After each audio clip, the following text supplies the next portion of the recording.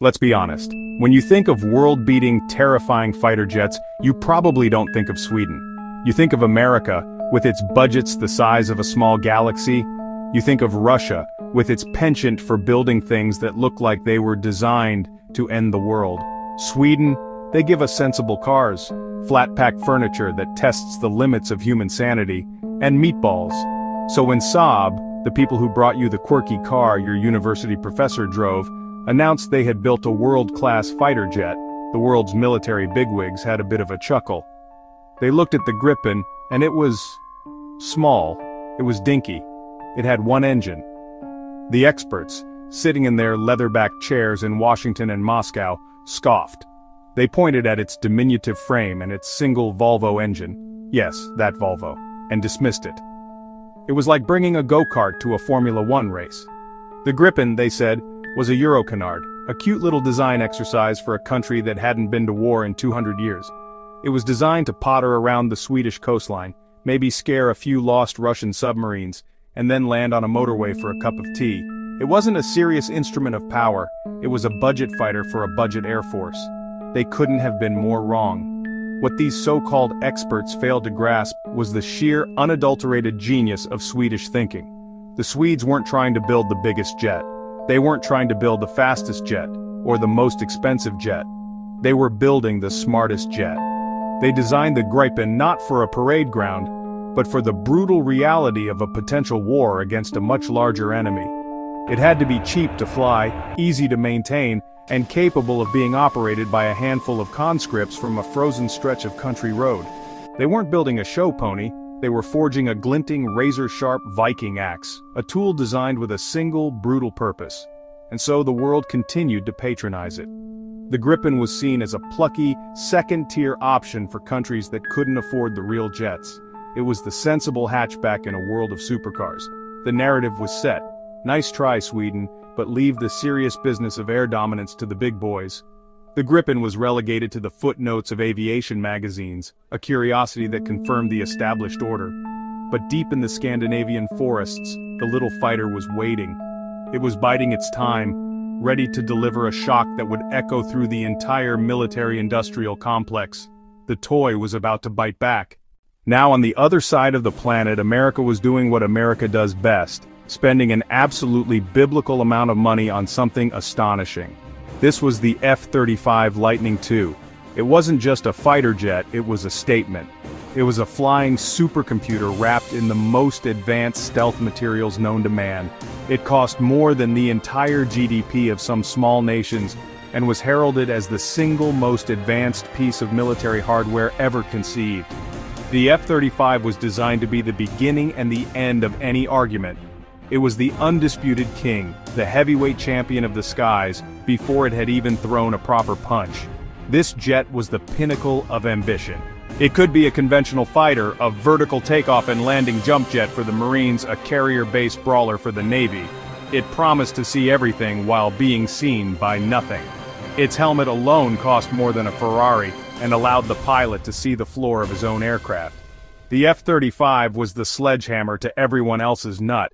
It was so packed with sensors, data links, and revolutionary technology that flying it was said to be less about dogfighting and more about managing a vast network of information. It was the future, and everyone knew it. The world looked on in awe. Allies lined up, checkbooks in hand, desperate to get a piece of this technological marvel. To own the F-35 was to have a seat at the top table. It was a symbol of power, an undeniable declaration that your Air Force was part of the Premier League. Pilots who flew it spoke of its God's-eye view of the battlefield, its ability to engage targets long before the enemy even knew a battle had started. The narrative was simple and intoxicating. The F-35 had made the traditional dogfight obsolete. Why would you need to turn and burn when you could shoot down your opponent from 50 miles away, completely unseen? In every way, the F-35 was the philosophical opposite of the Gripen.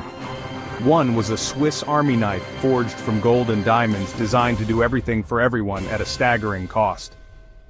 The other was a simple, brutally effective stiletto knife.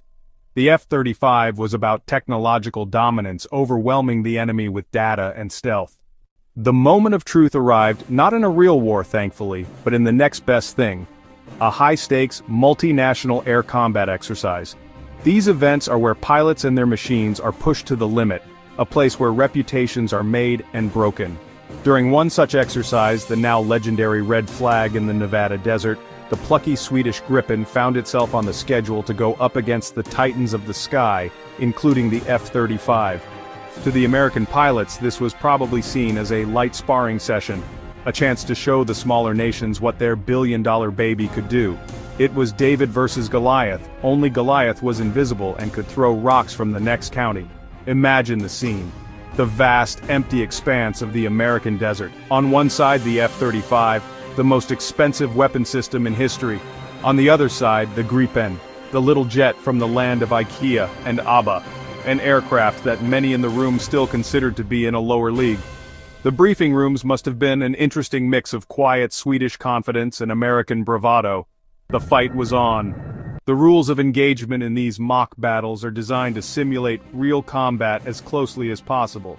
It's not just about speed and agility, it's about tactics, electronic warfare, and situational awareness. The F-35's entire doctrine was built around using its stealth and advanced sensors to achieve the first look and the first shot. The goal was to kill the Gripen before the Swedish pilot even knew the F-35 was there. For the Gripen, the challenge was immense. It had to survive that first invisible salvo and somehow find a way to turn the tables on an opponent it couldn't see. For the Swedes, this wasn't just another training sortie. This was a chance to prove that their entire design philosophy wasn't just a cost-saving measure, but a genuine strategic advantage. They knew their aircraft. They knew it was light on its feet like a prize boxer.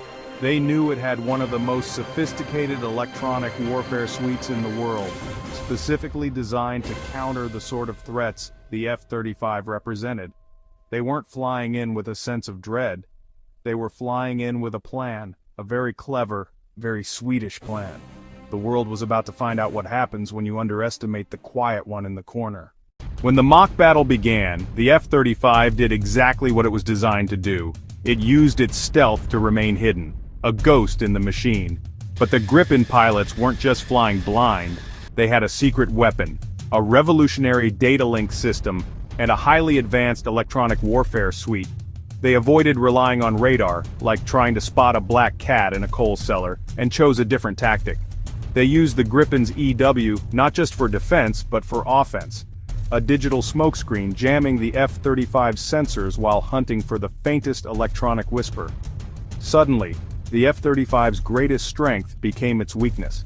Its constant data stream meant to give total awareness became a trail of breadcrumbs. The Swedish jet flew low and fast, using terrain for cover, and slipped inside the F-35 sensor bubble. The duel shifted from long-range missiles to close-quarters knife fighting. Exactly where the F-35 didn't want to be. The heavy American fighter was dragged into a boxer's ring, while the nimble Swede prepared to dance. It was a stunning reversal. In the chaos of the dogfight, Gripen's design shone. Delta canard layout let it pull razor-tight turns with brutal quickness. The F-35, carrying multi-role constraints and internal bays, wasn't as nimble. Gripen pilots used that edge to get on the F-35's tail, the kill shot. For all its tech and cost, the F-35 found itself targeted by the little jet. The Wasp was on the Bee's back, stinger out. Results were staggering. Across multiple engagements, the toy fighter didn't just survive, it won. It outmaneuvered, outthought, and killed the F-35. Reports from the exercise sent shockwaves through aviation. The invincible jet had been beaten by a sensible Swede. It wasn't a fluke. The reaction was, to put it mildly, electric. Military analysts who had spent years extolling the virtues of the F-35 were suddenly very quiet. Aviation forums exploded with debate. How could this be? How could the dinky little Saab, the budget option, have bested the most advanced fighting machine on Earth? The answer was simple and beautiful. It's a lesson that applies to more than just jet fighters. It's a lesson about cleverness over brute force. It's about not judging a book or a fighter jet by its cover or by its price tag. The Gripen's victory was a glorious testament to the power of smart, focused design. The Swedes never set out to build a jet that could do everything. They set out to build a jet that could do exactly what they needed it to do, and to do it brilliantly. They needed a fighter that could defend Swedish airspace against a technologically superior foe. That meant it had to be hard to detect, incredibly agile in a dogfight, and equipped with electronic warfare systems that could level the playing field. They didn't weigh it down with vertical landing fans or enormous bomb bays. They kept it lean, mean, and focused. The Gripen is a scalpel, not a sledgehammer. A scalpel can be far more effective in the right hands. This story should be a glorious wake-up call. We live in a world obsessed with the biggest, the most expensive, the most complicated. We are told that more is always better. The F-35 is the embodiment of that philosophy, but the Gripen stands as a magnificent counterpoint. It whispers a different truth, that ingenuity, efficiency, and a clear sense of purpose can often triumph over sheer brute force spending. It proves that you should never, ever underestimate the underdog. The small, quiet one in the corner might just have the sharpest teeth. So the next time you see a Saab Gripen, don't see a toy. Don't see a budget fighter. See it for what it is, a giant slayer. A masterpiece of pragmatic engineering and a symbol of Swedish genius. It's a reminder that true power doesn't always come from the biggest explosion or the largest budget. Sometimes it comes from a flash of brilliance,